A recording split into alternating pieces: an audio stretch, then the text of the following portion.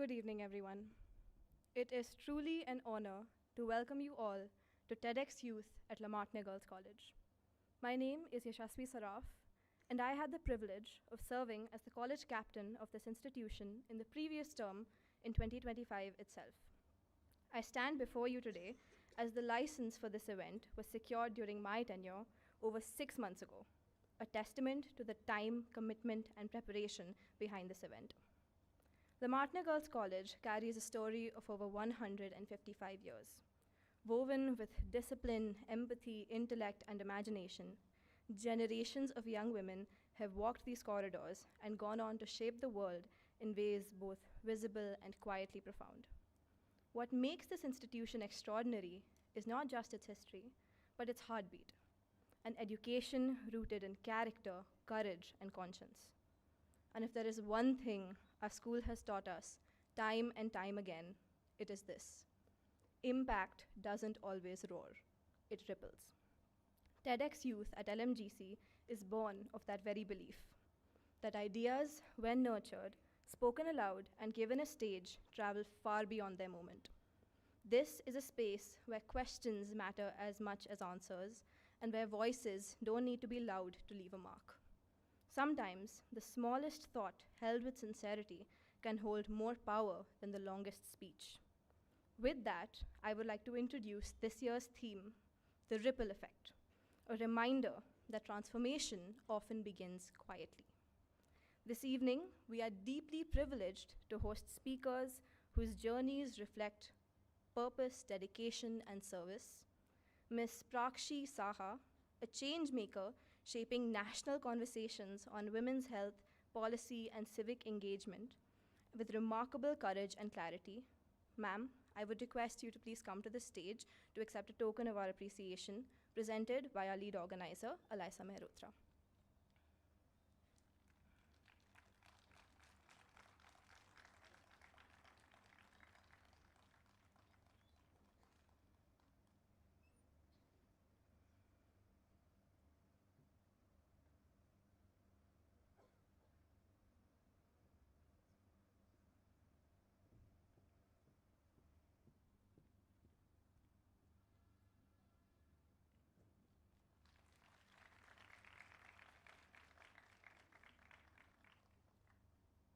Thank you, ma'am. Mr. Amrit Abhijat, a distinguished civil servant whose leadership in urban development, housing, and governance has impacted millions across the country.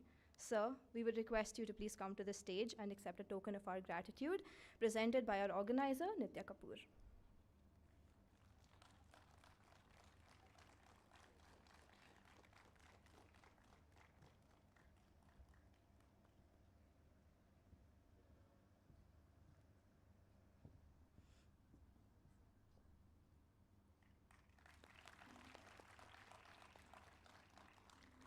Thank you, sir. Ms. Divya Mukand, whose work across South Asia has strengthened girls' rights and transformed communities through advocacy and development. Ma'am, may we request you to please accept a token of our gratitude by organizer Vidushi Tandon.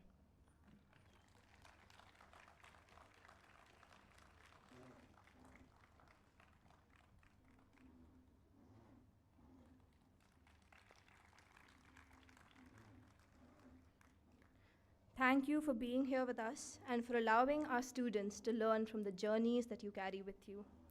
TEDx Youth is not just a global platform, it is a promise that ideas belong to everyone and that youth voices matter now, that conversations can shape futures.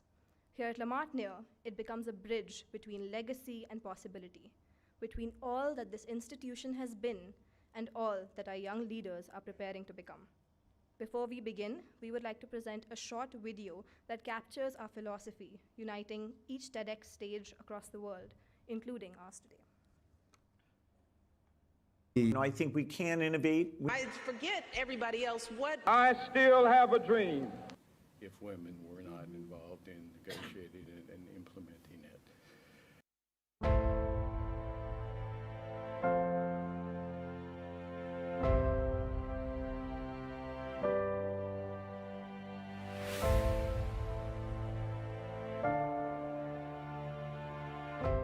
Yeah, so the era we've come to is sort of the vision that computing was expensive and it basically became free. The era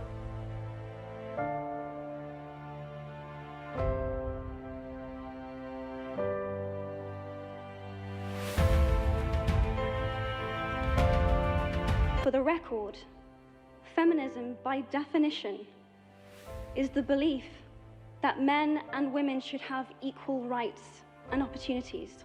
It is the theory.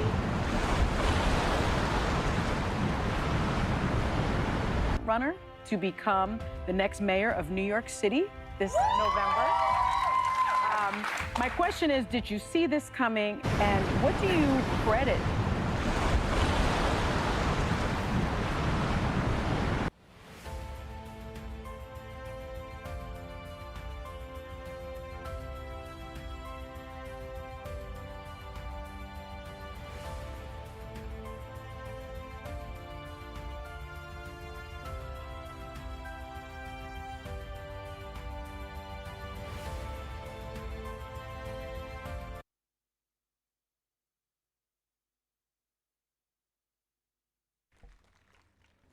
Thank you.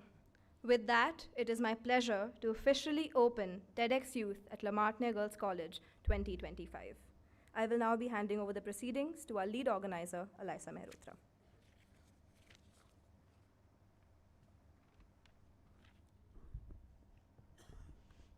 Good evening, everyone. This evening, it is my honor to introduce to you our first speaker, Ms. Prakshi Saha, the trailblazing founder of India's first Parliamentarians Forum on Women's Health, an initiative that brought together members of parliament from 7 political parties to work towards a single goal, placing women's health at the center of national priorities. Before we hear from her, we would like to present a short video showcasing ma'am's remarkable achievements.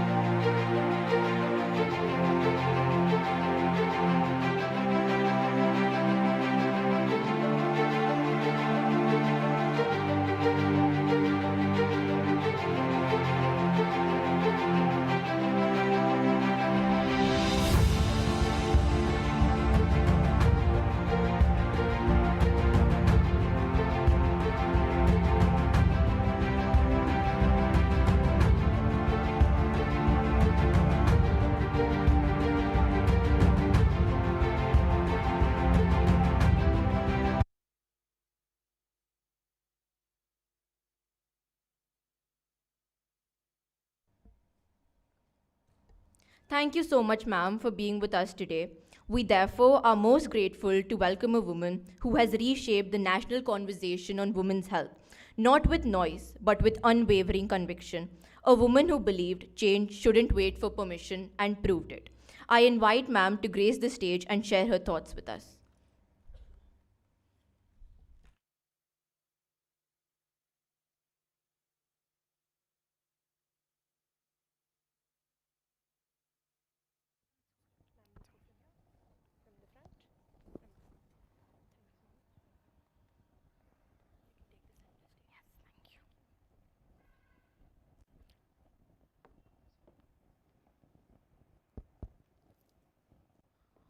What happens if every young girl is taught courage and confidence instead of shame and obedience?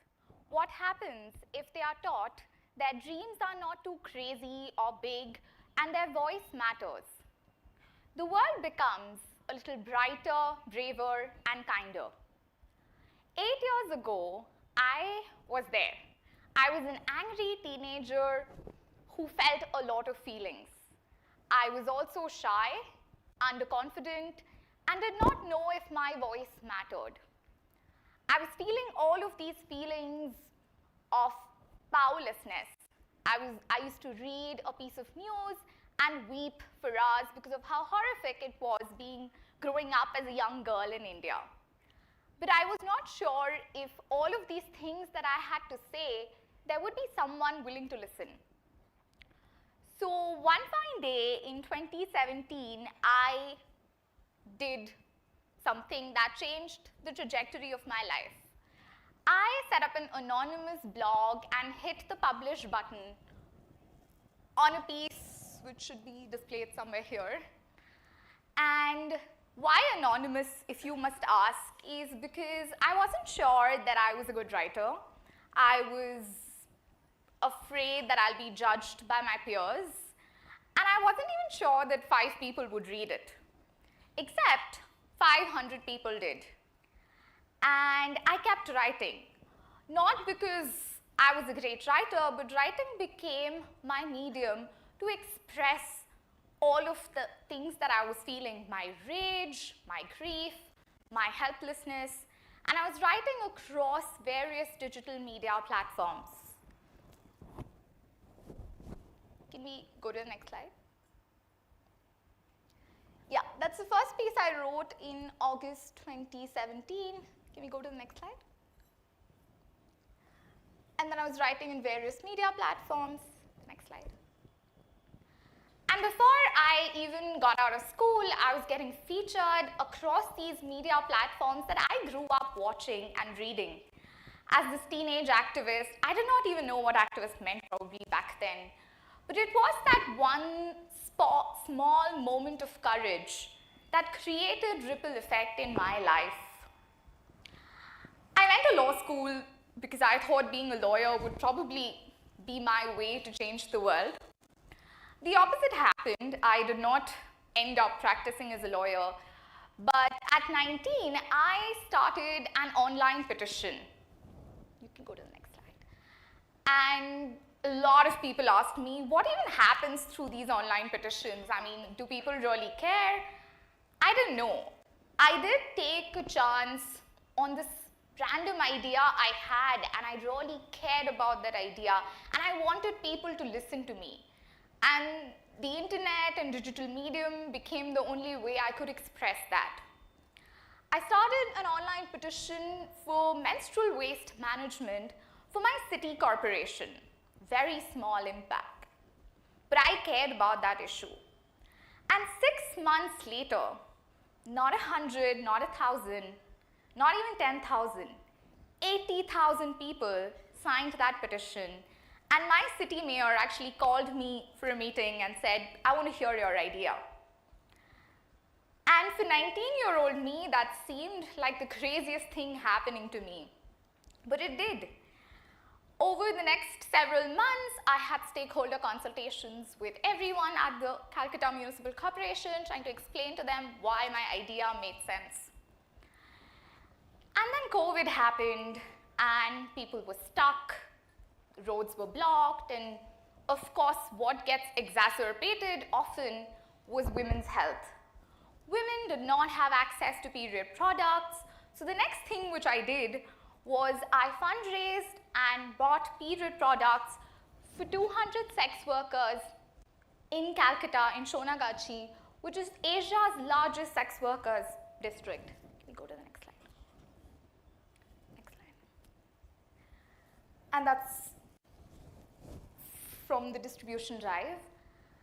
And what followed over the next few years is I started my nonprofit when I was 19, and I picked that one issue which I cared the most about, and that is women's health and women's bodies. Because I grew up with so much shame and misinformation about my body. I went to a school in an urban city, and yet I was so uninformed. I would miss school every time I would get my periods because I was so ashamed. That is that one problem I wanted to fix. Over the next 5 years, I took workshops with young girls and women across 3 cities and engaged with over 2,000 women and girls. This year, I launched what is India's first Parliamentarians Forum on Women's Health, because 2,000 people was not enough for me. I wanted women's health to be the most important thing that was making the loudest noise. And the way I could think of doing that was to include policymakers and political leaders. And so I did that. I gathered 10 members of parliament from 7 political parties across 6 states who pledged to talk about women's health in every session of parliament and to prioritize women's health. That seemed like a crazy idea 2 years ago when I had it, and everyone said, do politicians even care about women's health or something as particular as sexual and reproductive health? And I said, let's see. So all that I did over the years was to take a chance, to literally be as delusional as I could be. I have been the youngest person in every room I have walked into. I have not been taken seriously in a lot of those rooms, and that's okay. But I kept saying what I had to say. And then 10 MPs did hear me. These are all pictures from the workshops. And this is what we managed to do last monsoon session, which happens to be India's first. I reached out to the folks at the European Parliamentary Forum for Sexual and Reproductive Health, and they've been existing for 20 years. And they were absolutely thrilled that I started this at 24, which is how old I am. So there's just one thing that I often sit and think, what would happen if 15, 16-year-old me did not start writing? You know, if I didn't hit publish on that anonymous blog, what would happen? I wouldn't know. But the idea is that all of the judgment and the shame and the embarrassment that I was worried about, all it took was one tiny moment of courage. And then it followed. Everything else just organically followed. None of it was planned. I did not have a list or a plan for anything that I have done in the past 8 years. But I continued to talk about the issues that I cared about, and that's all that mattered. I walk into classrooms talking to young girls, 12-year-olds, 13-year-olds about their bodies, and everyone said, you're too young, like how would you do it? And the only thing I said is because I was there, I was in those classrooms and I was clueless, and I wish I had someone who was slightly older and who I would listen to, or who would listen to my questions and have them answered. So that's exactly what I did. I think I did a better job than anyone else because I was not giving them a lecture. I was just hearing them out. I offered them a safe space when young girls often don't have a safe space when it comes to talking about their bodies. And that's what I continue to do. Have uncomfortable conversations about women's health. My parliamentary forum actually has more than 50% men. So male politicians in their 70s who I ended up convincing that women's health is that one issue they should pledge behind. Because I kept believing that's one issue that we're ignoring the most.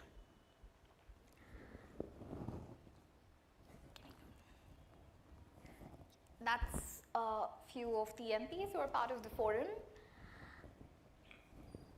I also started a petition to make the HPV vaccine for cervical cancer part of the universal immunization schedule 3 years ago.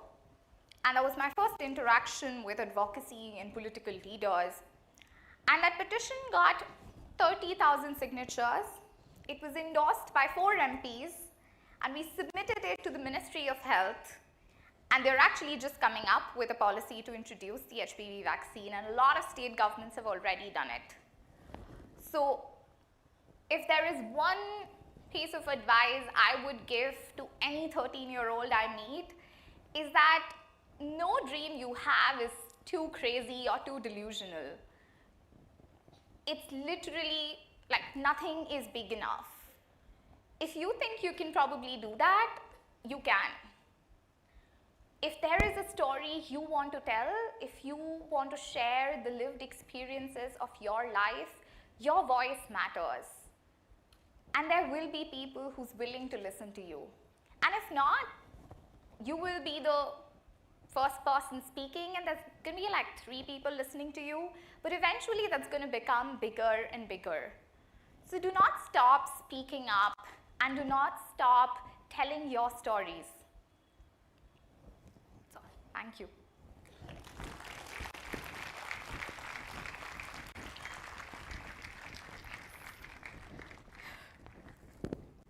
It was much better. Thank you so much, ma'am, for sharing your thoughts with us. I would now request our organizer, Nitya Kapoor, to come up on stage and introduce our next speaker.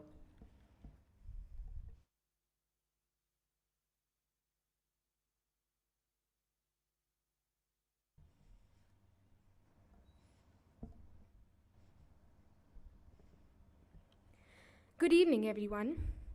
It is my honor to introduce to you our next speaker, Mr. Amrit Abhijat. Mr. Abhijat is a senior IAS officer who is currently Principal Secretary, heading the Department of Tourism, Culture and Religious Affairs in Uttar Pradesh. Sir holds a postgraduate diploma in IDS from the University of Sussex, United Kingdom. Before we welcome Sir on stage, we will first watch a short video highlighting his remarkable achievements and impactful contributions.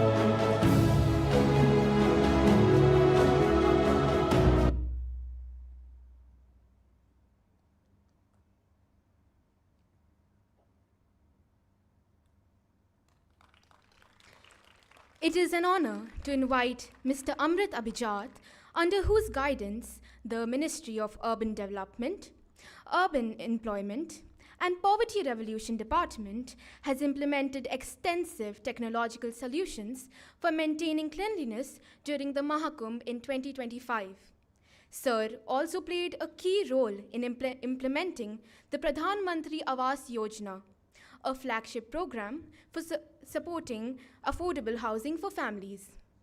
I invite Sir to grace the stage and share his insights with us.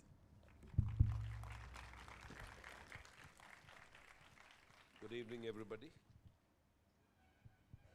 Today I'm going to speak on the role of public service in nation making.